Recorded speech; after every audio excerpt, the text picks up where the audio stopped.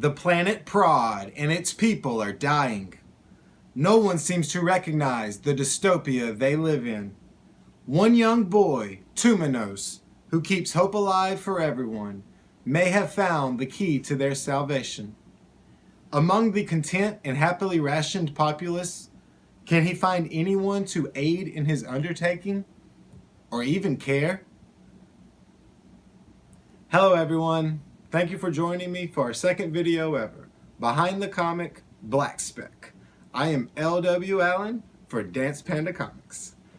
Black Speck is a 3-issue all-ages sci-fi comic we published from 2016 to 2017. Black Speck was written and colored by me, penciled by Claudio Munoz, inked and lettered by Amanda Whitley, and edited by Robbie Billups of Pop Culture Philosophers. Side note, if you like comic reviews, movie reviews, pop culture podcasts, or wholesome discussion, you should definitely check out Pop Culture Philosophers. You know those days when you feel alone? Not physically, not actually, but like you're up against a wall and you're the only one pushing it? Well, that's the feeling that birthed the idea of Black Speck. I'm not going to delve into the themes and symbolism and all that literary mumbo-jumbo too much, but that sense of fighting alone is very important to the creation of this comic. Never explain your art. That's a quote from superstar comic book writer Jonathan Hickman. Well, it was a tweet, but I'm pretty sure he meant it. And I agree to a degree. I have found people finding themes and meaning in my stories that I had not thought of myself, at least consciously. I would hate to tell someone what a story means and then close their mind to all the possible interpretations they may have. When I began this project, I had created 4 comic books, issues 1 through 4 of Garcia Brothers, a comic I made when I first decided I had to do this comic thing. I had produced Garcia Brothers by myself, but I had worked with one other artist. Claudio Munoz and I had done a 6-page submission for another story of mine that I still haven't really done much with. I met Claudio in the Facebook group Connecting Comic Book Writers and Artists, which is a great place for commissions, writer-artist hookups, to get other people involved in your projects. I got Claudio onto the project, and then I asked my wife, Amanda Whitley, if she would ink the comic digitally to give it a clean, almost cartoonish look. This would be her first comic, but hey, I was just starting out too. This book saw a lot of firsts. Black Speck was the first comic edited by Robbie Billups. I've grown up always writing, always creating stories, but never much that was meant to appeal to children and not a lot of science fiction. So I was really happy when Robbie agreed to help us with the comic. Not only is he more knowledgeable in science fiction than I am, but he's on expert level when it comes to comic books, the history of them of course, but also how to use the medium to correctly tell a story. So the team was set. Claudio and I began working on character sketches, and Robbie and I began to work on the script. Now I'm going to show you some of the characters from my first drawings and then Claudio's renditions. Receiving sketches of new characters from an artist is one of the coolest parts about writing. I absolutely love it. I assume I always will. So anyways, here is High Council Rycenos by me and then by Claudio. High Council Tessanos by me and by Claudio. Headmaster Tessic, me, then Claudio. Thotis. And here is my very first sketch of the High Council. Here is one of the first sketches by me for Tumanos. This was my first go at the logo. And here's the final logo. The sigil in the middle was created by Robbie, and it makes a really cool t-shirt too.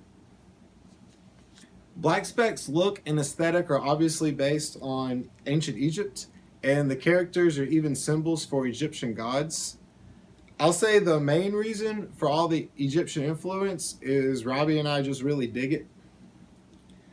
A fun fact about the ship the characters use in issue 3. Robbie originally thought the ship should resemble an actual ship from our world that the ancient Egyptians would have used to sail down the river and discover new places. Claudio's first drawing of the ship was based on my idea that it resembled a sphinx. So then we got something that looked like the Thunderian from Thundercats. Yeah, it was pretty awesome. Also, I just really wanted an obelisk on it. So once you combine all of our ideas together, this is what you get. Pretty cool. We call that a collaboration. So the characters in Black Speck also get their names from the Egyptian gods they symbolize. Like Headmaster Tessuk is Set with the letters turned around, and I don't remember where I got the U and the K from. So some inside baseball. When I'm creating names for characters in fantasy stories or science fiction stories, I'll usually just use foreign translations of words that describe them and then move the letters around or do some other random stuff and come up with their names that way. So some of my characters, their names have these really deep meanings that I don't write down or even remember, but they're there, and that's how I got to the name, so it's pretty important. I'm going to tell you more about the story, but this behind the scenes stuff is just interesting. I thought maybe you would find it interesting as well. I could just make videos summarizing my comics, but they may feel like commercials. This is a brand new channel and a brand new venture for us, so we're just going to see what works and what doesn't. In a month from now, I could be dancing around in a panda costume, reenacting scenes from our comics. Who knows? You know, give the people what they want, right? No, that's not me in that music video, but that would have been awesome. Okay, Black Speck, 3 acts, 3 issues. There's laughs, but bring tissues. I don't know if that's legit, but I really love this comic. Our main man, Tumanos, lives in this ugly dust ball on the planet Prod. Breathing masks are a must. Well, they are definitely strongly recommended. Toom doesn't have a lot of friends, but he reads a lot, and he's more intelligent than all the other kids. But maybe that's why he doesn't have friends. So Toom goes out one night, inspired by a dream he has, and he finds something out in the snowfields. It looks like a black speck of nothing, but Toom knows that it's more than that because he is drawn to it and he can feel it. So this is what's inside of that black speck. So yeah, things get pretty crazy after that. Some other interesting happenings behind the comic. Robbie and I were good friends before this project, but making the comic together made us even gooder friends. After this one, Claudio and I have already worked on 2 other projects together, a book that's ongoing right now called Imadre, as well as our next debut, Perched. Amanda did her work, which was most of the work, on issue 1 on a basic laptop that we bought from our friend for $100. So never let the equipment slow you down. Though Amanda lettered the comic, I did create the dialogue font that we used. During the process, I found myself hating Tumanos at some points. It's not that he's an anti-hero or anything like that. He's just a pretentious know-it-all type, not unlike myself at a younger age. So if you're interested in Black Speck, you can get it at our website, www.dancepandacomics.com, or you can also read it on Comixology. Read Black Speck. Read it to your children. Buy copies to give to children, for that's how we keep comics alive.